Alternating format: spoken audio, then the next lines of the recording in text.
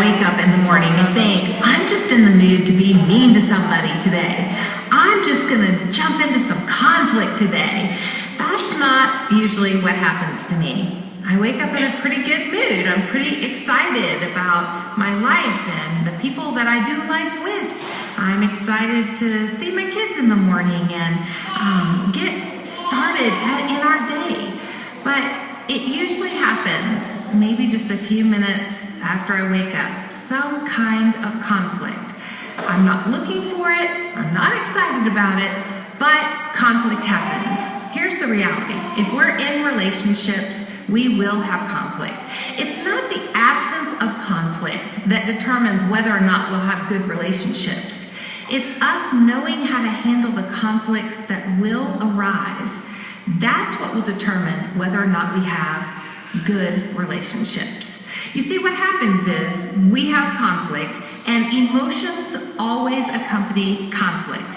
Emotions just bubble to the surface when conflict arises, and those feelings, those emotions are either going to be pushed outward and create a little chaos externally, or they're going to be pushed inward and create a little chaos internally. So how do we better handle the conflicts that arise in the relationships in our life? Well, it's knowing how to better handle the emotions that accompany the conflict. God gave us emotions so that we could experience life, not destroy it. So we've got to watch our emotions. Feelings are wonderful indicators. They should indicate to us that something is there that needs to be addressed. But while feelings are wonderful indicators, they shouldn't be dictators, always dictating how we act and react in times of conflict in our relationships. So, what do we do? Well, conflict for me usually occurs when one of two things happens. Either I feel exposed or I feel opposed. If I feel exposed, like someone's exposing my vulnerabilities, my inadequacies, my insecurities, conflict happens, and then I feel exposed and these chaotic feelings arise.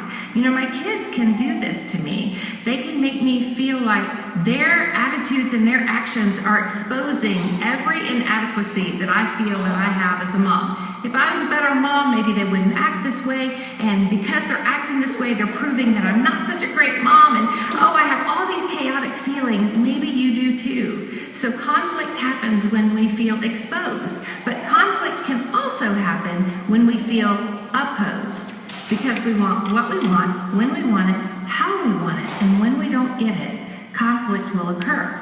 Well, it's no secret. As a mom, you know we can be opposed because our kids are not always wanting to do what we want, when we want it, how we want it, and therefore conflict can happen. And when this conflict occurs, we have a choice. It may feel like we don't have a choice because our feelings rush in and sometimes threaten to carry us down the stream of reactions. But here's what I've learned. In the 19 years that I've been a mom, I've come to finally understand when conflict happens and that those chaotic feelings start to bubble to the surface and I feel a bit unglued, I have a choice right before I react. And it's what I do in that moment that will determine whether or not I have good reactions in times of conflict.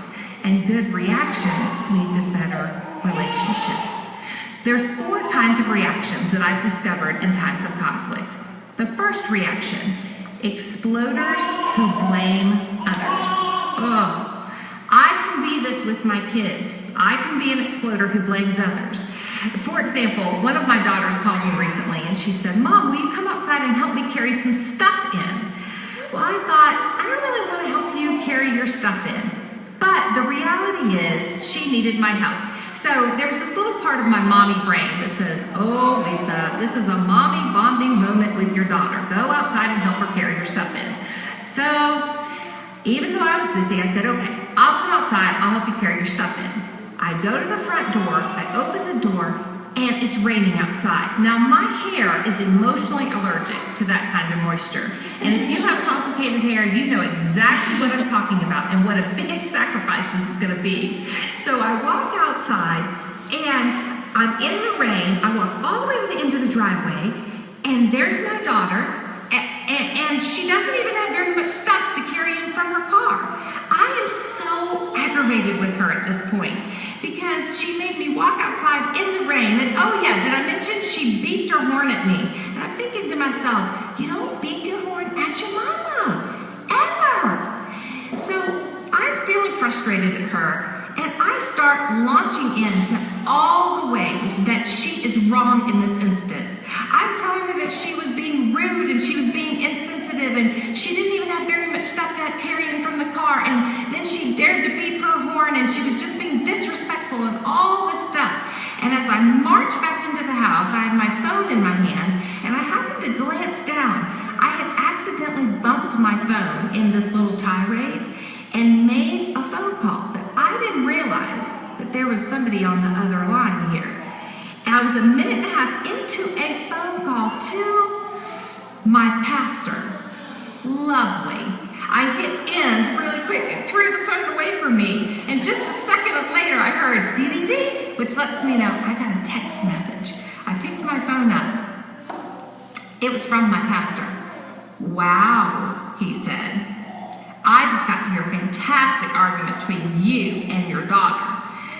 I texted him back, keeping it real, ha ha. To which he replied back to me, at least you didn't cuss, ha ha.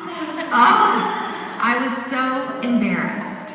But mainly I was embarrassed because I realized in that moment, having someone else listen in to all the emotional spew, that I was okay with my daughter hearing, but I wasn't okay with my pastor hearing it.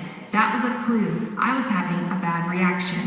And you see, the mistake that I made as an exploder who blames others in this moment, the mistake I made is that I was attacking the person and not the issue. I was attacking my child instead of addressing the issues of things that needed to be addressed with her.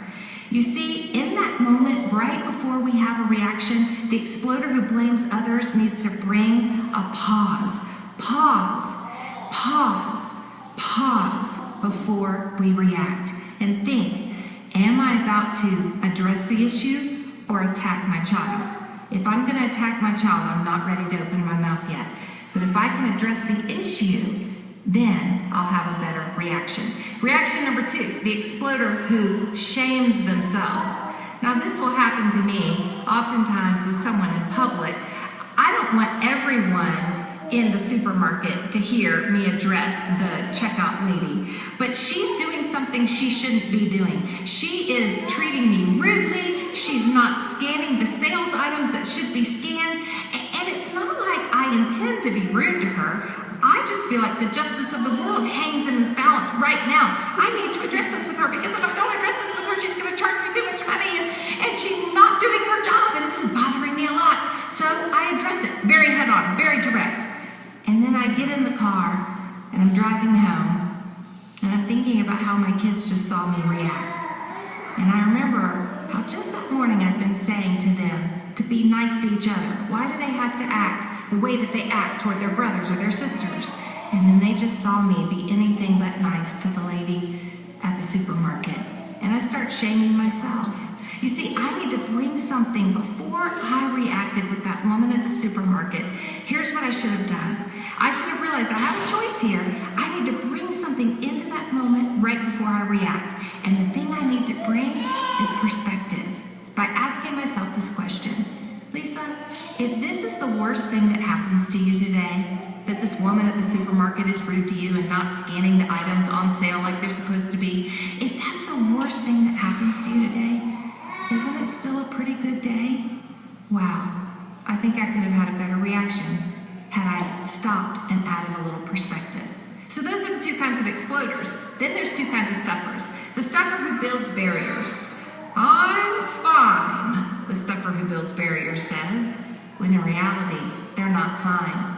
You see, while the exploders are pushing the emotions that accompany conflict externally, the stuffers are pushing those feelings that often accompany the conflict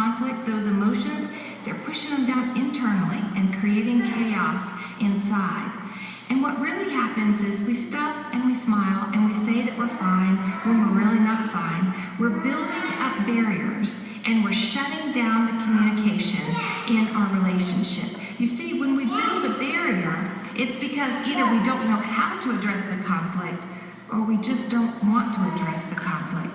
So we build a barrier and we create a distance and we get kind of cold and kind of quiet and we shut down the communication in our relationships. If we're not supposed to build a barrier, what are we supposed to do? Establish a boundary. A boundary brings honesty to the table and pushes through that resistance that makes it hard to communicate honestly how we're really feeling. But when we bring honesty, we open up the potential for that relationship by opening up the communication and keeping the relationship alive. Don't build barriers and back off. Keep talking and build those boundaries into our relationships so that the communication continues to flow. Relationships are going to be hard either way. If you're a stuffer, you know what I'm talking about. But why not make the hard part of the relationship fall on the side of keeping the communication going, establishing those boundaries in our relationship, and keeping the potential for our relationships alive. Reaction number 4, the stuffer that collects retaliation rocks. Oh, this is what I can definitely be with my husband. And you see, this is what makes this reaction stuff so complicated. We shift our reactions based on who we're reacting with. So sometimes I'll be an exploder, sometimes I'll be a stuffer, and I'm shifting between these 4 reactions. I'll have a different reaction with my kids than I will with my pastor. I'll have a different reaction with my mom than I will with a friend. That's what makes this all so complicated at times. This 4th reaction, the stuffer that collects retaliation rocks, this is what I will be with my husband. A perfect example of this was when my husband and I were dating. He came to me and said, "I love to run. Do you love to run?" Well, I didn't love to run at all, but I loved spending time with him. So I was like, "Oh yeah, I love to run." And so while we were dating, we ran and ran. Then one of the first days on our honeymoon, my husband came to me and said, "Hey, let's go for a run." Why would I want to do that? I have you now. Well, he was very confused by my little bait and switch. He kept asking me every day, even after we got home from the honeymoon, "Do you want to run? Do you want to run? Do you want to run?" So he was asking me, "Do you want to run?" But what I was hearing him say is, "You need to run." And so I started gulping down all these bitter feelings. He doesn't love me the way I am. He wishes I was more thin. He doesn't have unconditional perspectives of our marriage and his love for me. And so I was gulping down all these bitter feelings. I was smiling and not causing any kind of conflict because I wanted to be a good wife. But in reality, I was collecting proof in the form of retaliation rocks where I was going to get him back one day. So one day he called and he said, "Hey Lise, do you want some lunch?" I said, "Oh yeah, a chicken sandwich and a Coke."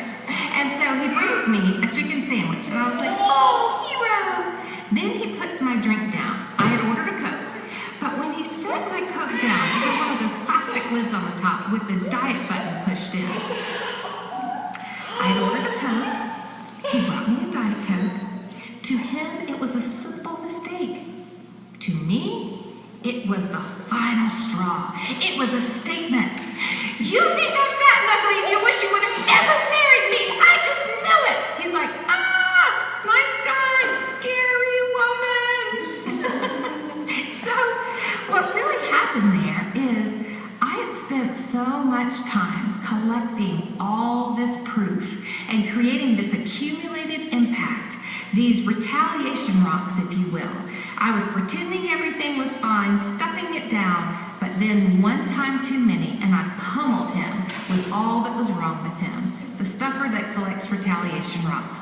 Before we react out of all of that accumulated impact, these retaliation rocks that we've collected, we've got to ask ourselves this question in that moment, right before we react. Lisa, are you trying to prove that you're right, or are you trying to improve this relationship? Because you can't do both.